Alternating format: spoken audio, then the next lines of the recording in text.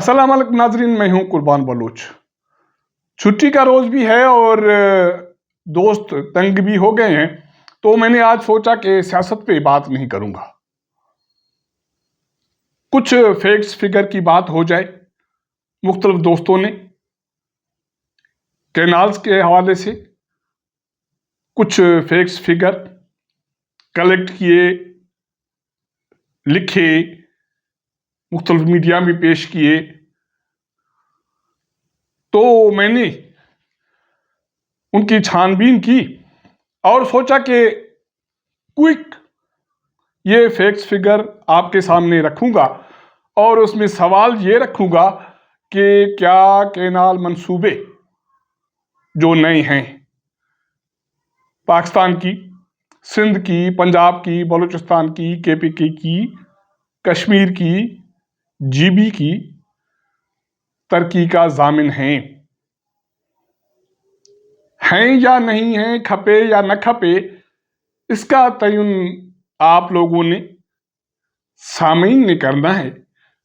तो आते हैं कि जो पानी की सूरत हाल मुल्क में है वो क्या है। वो सूरत हाल ये है कि खरीफ सीजन शुरू है, अप्रैल पहला माह है। इरसा के मुताबिक इस वक्त पानी की जो कमी है एक माह अप्रैल के दौरान वो 43% है और बारिशें मुल्क में 40% कम पड़ी हैं।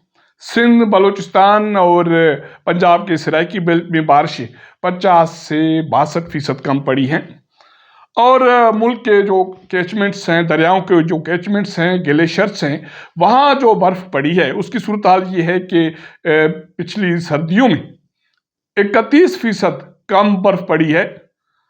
मेट ऑफिस के मुताबिक एवरेज औसतन हर साल 49.7 इंच बर्फ पड़ती थी, लेकिन पिछली सर्दियों में ग्लेशियर्स में जो हमारे दरियाओं की पानी का अहम ज़राए हैं, गर्मियों में वो मेल्टिंग होती है तो पानी की फराहमी होती है।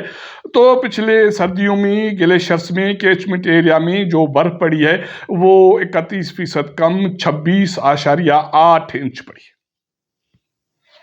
अगर 25 साल के अरसे में हम डाउन स्ट्रीम कोटरी पानी की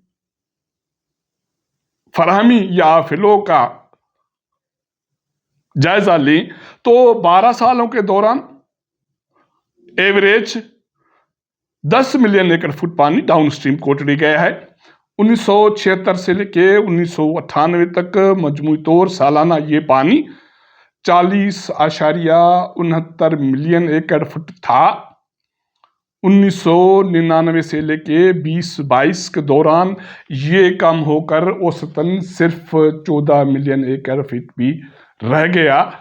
और ये झगड़ा अलग है कि ये पानी भी क्या इजाफी है नहीं है, क्योंकि सिंध वाले तो कहते हैं कि 114 मिलियन एकड़ फीट पानी अवेलेबल ही नहीं है।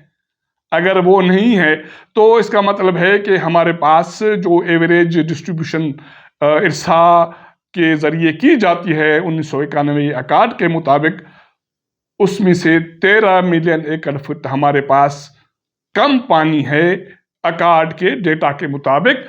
ये सिंध का दावा है।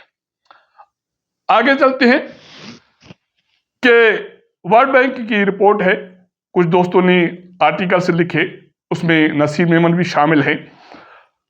इस रिपोर्ट में कहा गया है कि जो हमारे ग्लेशियर्स हैं उनकी जो मेल्टिंग का सिलसिला है वो इंतहाई तेज हो गया है, जिसकी वजह से आने वाले दिनों में 40 से 50% तक पानी कमी का इम्कान है। अक़वाम मुत्तहिदा की एक रिपोर्ट है 2025 जिसमें इंडस बेसन की पानी की सूरत हाल को तशवीशनाक करार दे दिया गया है और ये कहा गया है कि हिंदू कश हिमालय जो ग्लेशियर्स मेल्टिंग है वो दुनिया की तेज तरीन बर्फ की मेल्टिंग है। गुज़श्ता दहाई के मुकाबले में 2011 से 2022 तक ये मेल्टिंग 65% तेज हो गई है और ये हिंदू कश हिमालय जो रीजन है वो 3500 किलोमीटर पर मुहित है।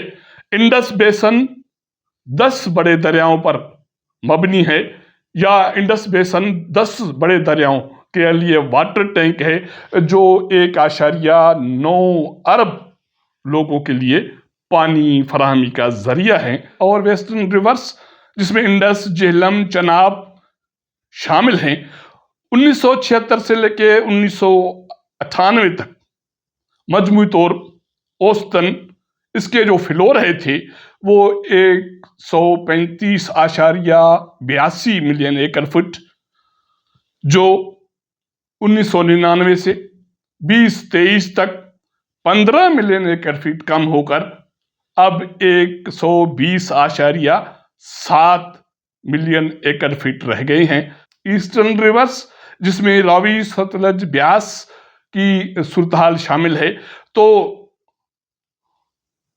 इसी अरसे में उनके बहाव में 6 मिलियन एकड़ फीट पानी की कमी आई है। औसतन 9.39 मिलियन एकड़ फीट पानी आता था, जो सिर्फ अब 2.96 मिलियन एकड़ फीट पानी रह गया। आगे चलते हैं। एक आर्टिकल लिखा है 5 अप्रैल को पंजाब के साबिक इरिगेशन वजीर हैं मोहसिन लेगारी, दी नेशन में वो आर्टिकल छपा है। उसका जो ये फोकस है वो मुतनज़ा नए कैनाल्स की तामीर, उसके जो असरात और उसकी जो सस्टेनेबिलिटी है उस पर उन्होंने तफसीली लिखा है। मोहसिन लेगारी के जो अहम पॉइंट्स हैं वो आपके साथ शेयर कर देता हूं। उसका ये दावा है कि चोलिस्तान कैनाल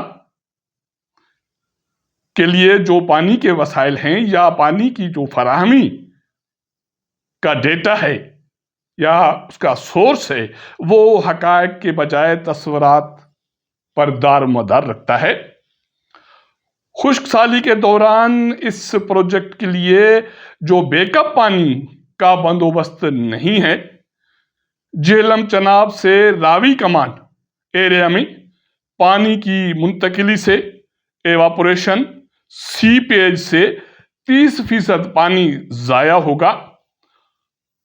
सतलज के जो मौजूदा काश्तकार हैं, इनको जो एक बड़ा झटका लगा वो इंडस वाटर ट्रीटी की रोशनी में लगा, जब 3 दरिया भारत को दे दिए गए और इनको झेलम और चनाब से पानी फराहम किया गया। एक तो वो उनको नुकसान पहुंचा, और कहा जाता है कि इस इंडस्ट्री से पहले सतलज दरिया से सालाना इन लोगों को 12 से 14 मिलियन एकड़ फीट पानी दस्तयाब होता था। अब वो तकरीबन 2.9 मिलियन एकड़ फीट रह गया है।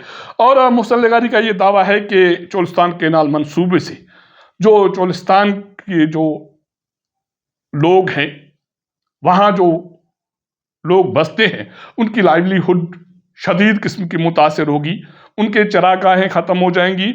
और ये भी तयन अभी होना बाकी है कि इस मंसूबे से किसको पानी मिलना है, किसको पानी नहीं मिलना। मोहसिन लेगारी ये दावा करते हैं कि जुलाई 2024 में एकनिक ने भी चोलिस्तान कैनाल मंसूबे की मंजूरी दी, और इसकी लागत की मंजूरी है 225.34 अरब रुपए।